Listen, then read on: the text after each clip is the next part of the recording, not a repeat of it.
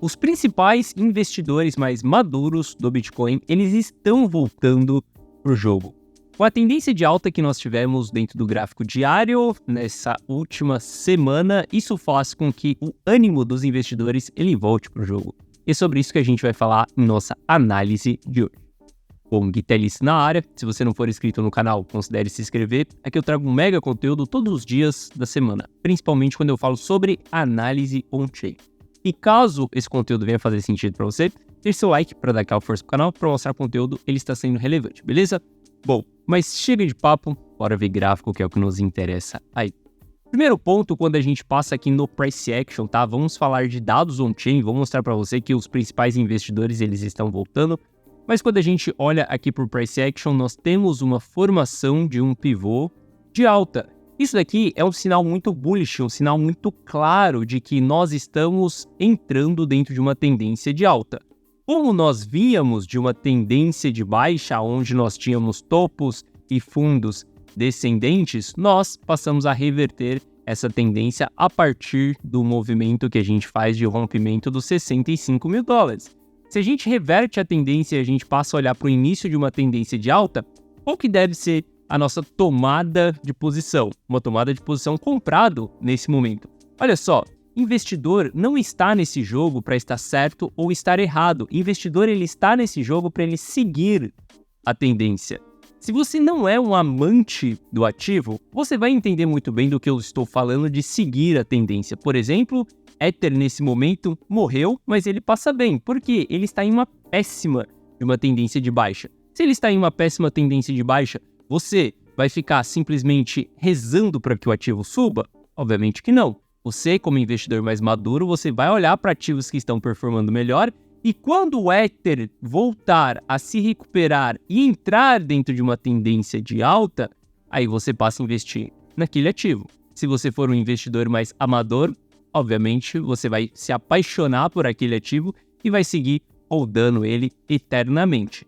Saiba que holdar eternamente durante um determinado momento vai ser bom, mas na hora que o bear market iniciar, isso vai ser um grande problema para você, beleza? Tudo que eu falo para você são as minhas maneiras de tomar decisões dentro do mercado e como que eu olho para tudo isso, beleza? Bom, mas a gente olha aqui dentro do Price Action do Bitcoin, gráfico diário, entrando em tendência de alta, gráfico de 4 horas, entrando em tendência de alta. Como eu comentei na data de ontem com você, a gente iria ter um pullback, e nós tivemos esse pullback. Se a gente traçar aqui exatamente Fibonacci, vamos observar que esse pullback foi até 0,382 de Fibonacci. Mostra uma tendência muito forte no curto prazo.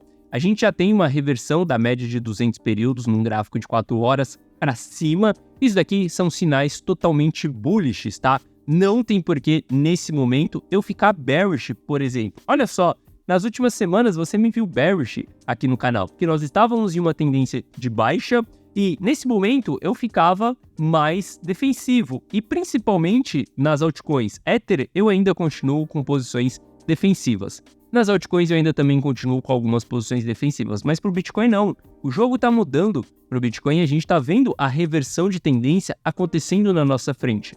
Se você é um investidor que toma decisões por conta de dados e não de achismo, esse é o momento que você deve pivotear sua direção. É exatamente o que eu estou fazendo nesse momento. Estou saindo de um cenário bearish e entrando num cenário bullish. Por quê? O senhor mercado está revertendo. Eu vou teimar contra o mercado? Obviamente que não. Eu vou seguir exatamente essa tendência que ele está me mostrando. Bom, no Price Action temos esses sinais bullish, tá? Ontem eu mostrei para você que houve uma diminuição da pressão de venda do investidor de longo prazo. E a gente começa a ver um leve aumento de acumulação dos investidores de longo prazo. Os investidores de longo prazo são o grupo de entidades no Bitcoin que mais tem poder de compra e poder de venda. Se a gente olhar para o supply circulante, a gente está falando que 70% do supply circulante está na mão desse grupo de entidade. Eles voltaram a acumular, a gente está vendo aqui essa linha laranja subindo. Isso significa que eles estão adicionando bitcoins nas suas posições e não mais vendendo, não mais distribuindo. Isso daqui é um sinal extremamente bullish. Isso daqui é um sinal que mostra que os investidores estão voltando com seu apetite para o jogo. se a gente tem os investidores voltando com apetite para o jogo, significa que a gente já está em 100% de apetite? Não. Significa que esses investidores mais maduros, eles estão vendo que o mercado está virando. Se o mercado está virando, eles voltam a se posicionar. Eles vão voltar a se posicionar de uma única só vez? Obviamente que não, porque eles são maduros e não amadores. Amadores se posicionam de uma única só vez. Amadores não têm estratégias de defesa, estratégias de proteção e muito menos estratégias de entrada. Amadores dão all-in e all-out o tempo inteiro, beleza? E pessoas mais estratégicas, como os investidores de longo prazo, eles vão voltando ali aos poucos. Se a gente analisar o MVRV intradiário de 90 dias, tivemos um sinal muito bullish aqui com essa última movimentação também. A gente conseguiu romper a linha neutra aqui do MVRV intradiário de 90 dias e nós voltamos e retestamos essa região aqui. Temos bastante espaço para continuar subindo nesse momento. Eu acredito que a gente vai entregar uma última pernada para a gente chegar dentro de uma zona eufórica, tá? A última fase do ciclo que ela ainda não aconteceu nesse ciclo. Olha só, por mais que nas últimas semanas eu estava bearish, eu sempre comentava com você que a gente não havia vivenciado a última fase do ciclo, que esse bearish era para um topo periódico e não um topo cíclico, porque a gente ainda não vivenciou a real euforia, aquele frenesi de todo mundo estar falando sobre Bitcoin. Da gente ter, por exemplo, valores históricos como 100 mil dólares, por exemplo, vai ser, cara, um marco e Bitcoin estará em todas as manchetes de jornal nesse momento. Nesse momento a gente vai ter uma euforia, não estou falando para você que o topo vai ser em 100 mil dólares, mas obviamente os 100 mil dólares vai ser um preço super difícil da gente ultrapassar. No vídeo de ontem eu comentei com você sobre alvos da alta e se você não assistiu o vídeo de ontem, volta lá e assiste para você entender que esse topo ele vai ser além dos 100 mil dólares. Então a última fase do ciclo ela não aconteceu. Quando a gente olha para os investidores de curto prazo, a gente conseguiu zerar o lucro dos investidores de curto prazo. A gente voltou até o custo dos investidores de curto prazo ali, que hoje está na casa dos 60 mil dólares, tá? A gente está vendo os investidores de curto prazo sem lucro no bolso nesse momento. Isso daqui é muito bom, porque os investidores de curto prazo, eles também são um grupo de entidades que constitui pressões de compra e pressões de venda também. Se a gente entra em zonas de prejuízo, eles costumam capitular, isso daí é pânico, eles costumam vender sem dó, isso daí traz o mercado para baixo também. E quando eles estão no lucro, a gente também vê altas realizações de lucro. Nesse momento, nós estamos vendo os investidores de curto prazo sem lucro no bolso. Olha só, aquela realização de lucro que o investidor de longo prazo estava fazendo, ela saciou o desejo deles colocarem dinheiro no bolso.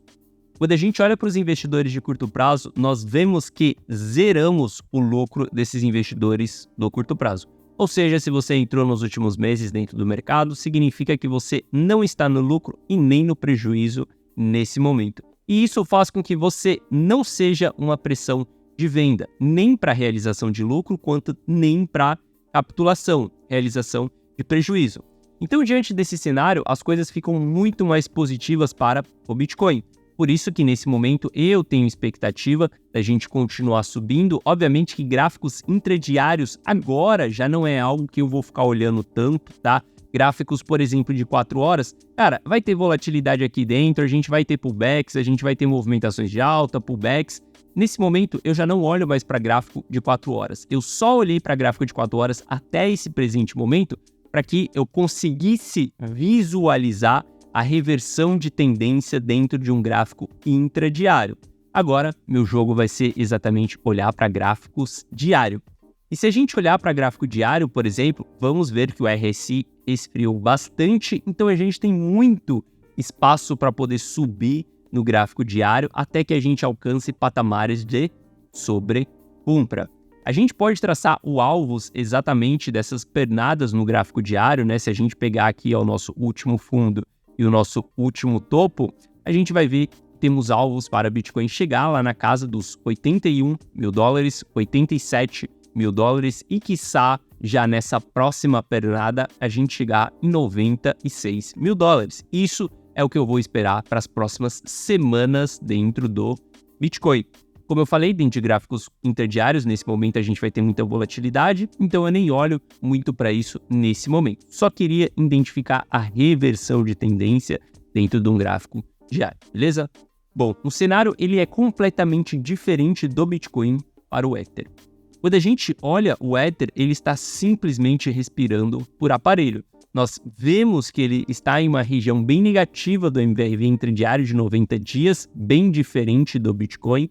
Ele conseguiu se recuperar, saiu da linha neutra ali, saiu da zona negativa. Ether ainda não. Ether ainda está afundando dentro da zona negativa. Enquanto a gente não voltar em patamares aqui da zona neutra, isso mostra um sentimento mais bearish para o Ether. Não é à toa que nós estamos vendo o Ether perante ao Bitcoin em uma grande tendência de baixa.